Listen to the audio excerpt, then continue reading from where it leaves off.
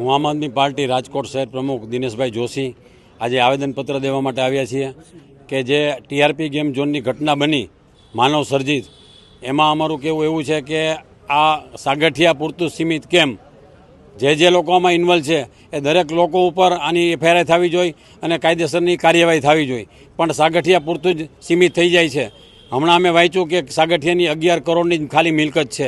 જો 11 કરોડની મિલકત હોય, આ ખરેખર દસ્તાવેજ છે 11 કરોડના, ખરેખર તો જંત્રી પ્રમાણે છે. આની ઓછામાં ઓછી કિંમત 700 થી 800 કરોડ રૂપિયા થાય ત્યારે 11 કરોડનો દસ્તાવેજ થતો હોય છે. એટલે અમારી માંગણી એવી છે કે જે અધિકારીઓ અને પદાધિકારીઓ છે એ પણ આમાં સંડોવાયેલા છે, એટલે દરેકની કાર્યવાહી થવી જોઈએ દરેક ઉપર. મગરમચ્છ બધા બાકી છે. જ્યારે ફાઇનલ થતી હોય છે ત્યારે મોટા મોટા ખેતરો જે હોય, રોડ રસ્તા ક્યાંથી કાઢવા એ લોકો પોતે જ નક્કી કરતા હોય છે.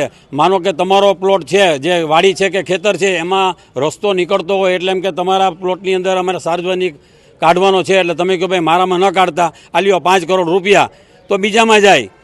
એને કે લાવો 5 કરોડ, તો ત્રીજામાં જાય. એવી રીતના આ ગરબો ફૈરે જ રાખે અને આ લોકો પૈસાના ઉઘરાણા કર્યા જ રાખે.